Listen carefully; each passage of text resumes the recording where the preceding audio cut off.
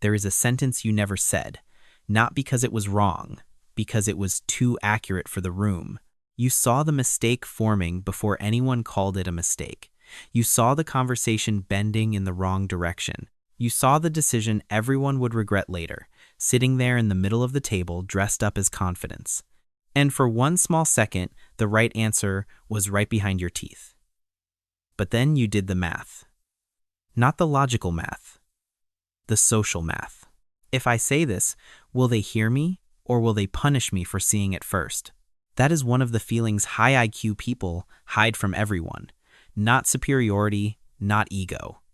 More like the quiet cost of noticing what the room is not ready to notice yet.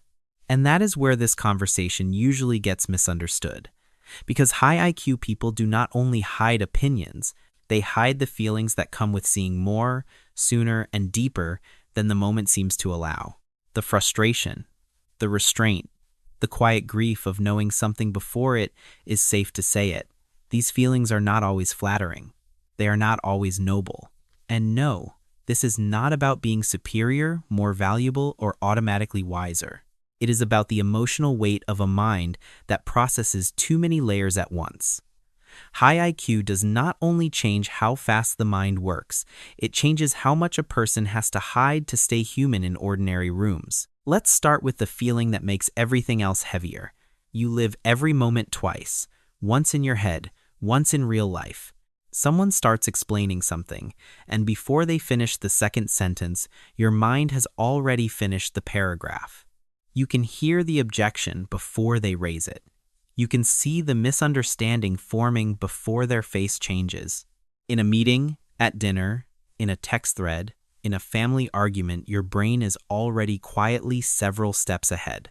And not in an arrogant way, more like your mind keeps running simulations you never asked it to run. Psychologists sometimes call this predictive processing, the brain-building models of what is likely to happen next, which sounds efficient, until you realize it means part of you is always waiting for reality to catch up. That is the strange fatigue of it. You are present, but you are also watching the next version of the moment arrive before everyone else can feel it. You live it twice, once in your head and once in real life. And once you live enough moments that way, you learn something most people never see happening. You learn to hide the right answer. Not because you do not know it, because you know what it can cost. You see the easier solution, the cleaner path, the flaw in the plan, the sentence that would cut through 20 minutes of confusion. And for a second, it is right there. Simple, obvious, almost painful. But then the room appears.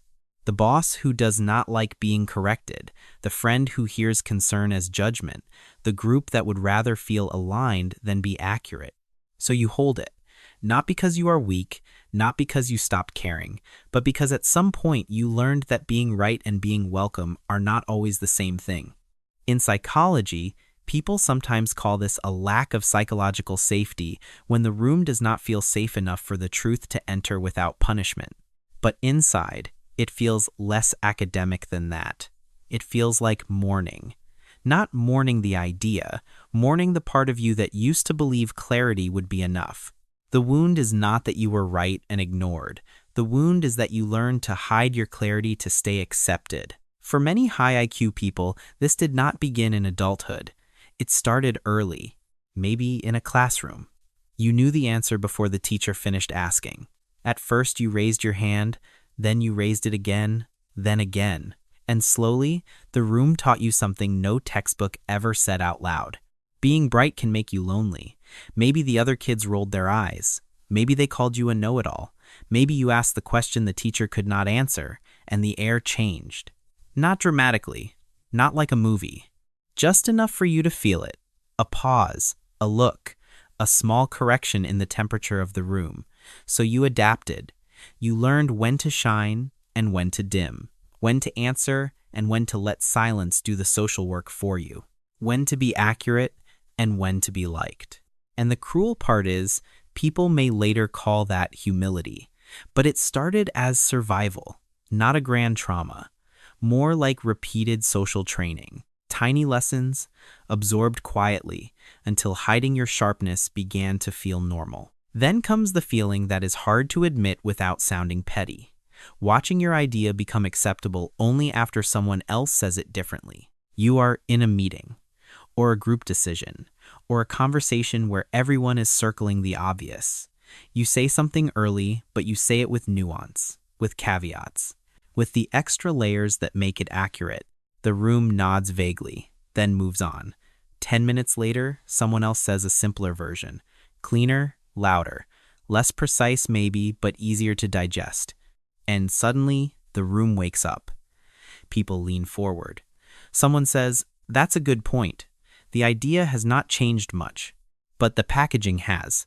This is not about ego, not exactly. The grief is not wanting applause. The grief is watching accuracy become acceptable only after someone else makes it easy to swallow." Ideas are never received in a vacuum. They come wrapped in status, timing, confidence, and tone.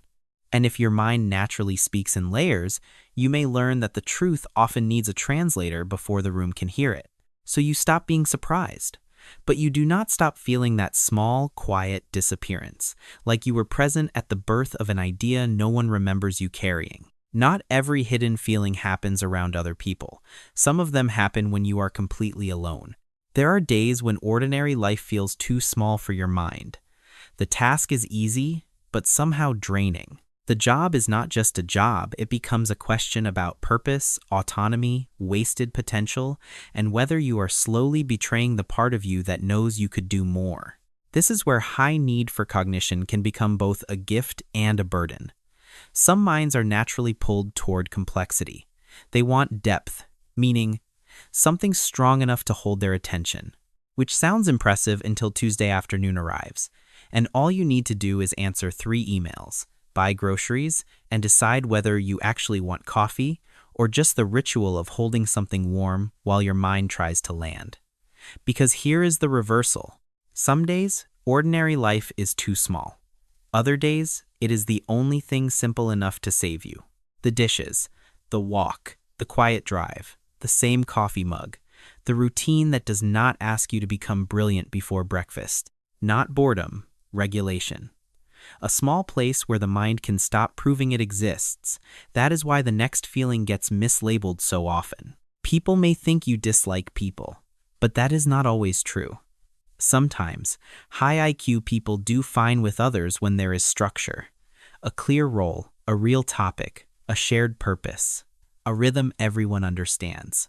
Give them a project, a problem, a deep conversation, even a difficult truth, and they may become completely present. But put them in a room full of unstructured social noise, and something different happens.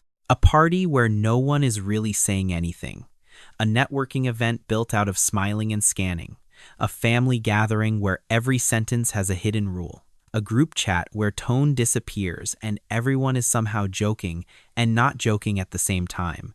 And suddenly, the mind starts calculating. How deep is too deep?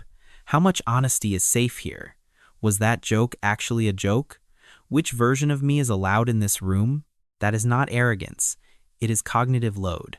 They may not be antisocial. They may just be exhausted by rooms with no structure, no depth, and too many invisible rules. Here is another misunderstanding. Not every high IQ person looks quiet. Some do. Some barely speak in a room until they have mapped the room. But others are bold, direct, charismatic, even dominant. They can lead the meeting, challenge the argument, take control of the conversation, and look completely certain while doing it, which makes people assume there is no doubt underneath. But sometimes there is more doubt underneath. Not the vague kind, the calibrated kind. The kind that comes from seeing too many variables at once. The exception no one mentioned, the hidden cost, the second-order effect, the one failure point everyone skipped because confidence sounded better.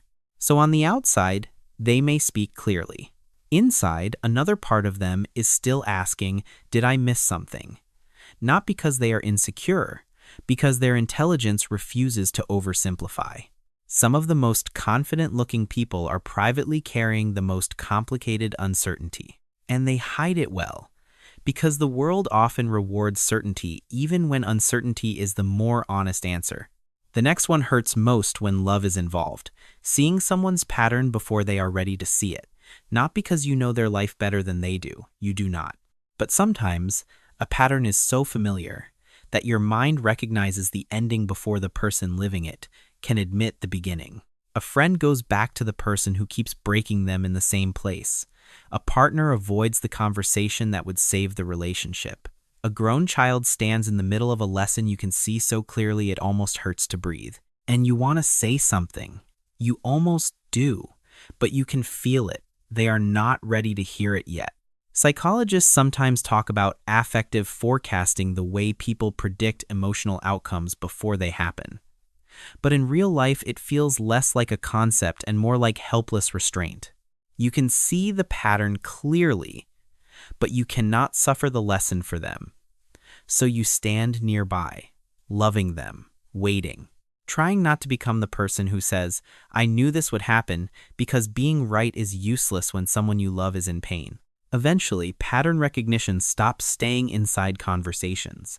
It spreads. You start seeing patterns in workplaces, in families, in culture, in the way people reward short-term comfort and then act shocked by long-term consequences. A bad decision is no longer just a bad decision. It becomes the beginning of a chain. You see, the manager ignore the small problem that will become the crisis. You see a family repeat the same emotional script for the 10th year in a row. You see people choosing what feels easy today, then calling tomorrow unfair when the result finally arrives. And no, you do not want to be negative. That is the part people miss. Most high IQ people are not trying to make the world darker. They are often trying very hard not to. But once your mind notices how shadows connect, it becomes difficult to unsee the shape they make. The world does not feel darker because you want it to. It feels darker because your mind keeps noticing where the shadows connect. And that can create a quiet kind of existential fatigue. Not panic, not drama, more like standing behind the curtain too often, then trying to walk back into the audience and enjoy the show. And underneath all of it is the feeling almost no one says directly. You are seen, but in pieces. People see the smart one, the useful one, the calm one, the one with answers. They see your function, but not always your depth. They know the version of you that helps, the version that performs, the version that stays composed, the version that translates complexity into something more manageable. But the whole thing? That rarely gets encountered, because the whole thing comes out slowly, in fragments, in late-night conversations, in a quiet car ride, in the strange moment when your editing function finally gets tired and something true slips through.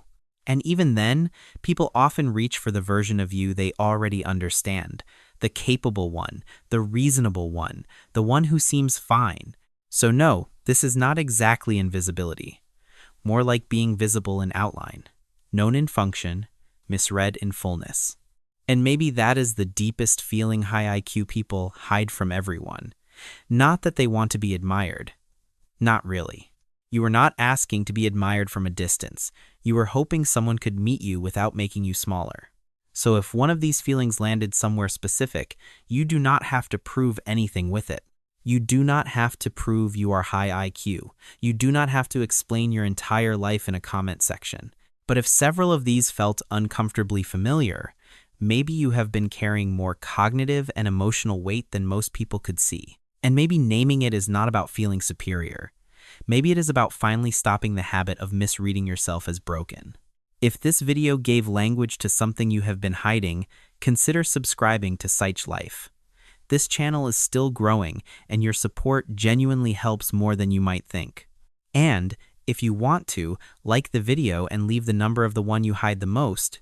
No explanation needed. Sometimes being quietly recognized is enough.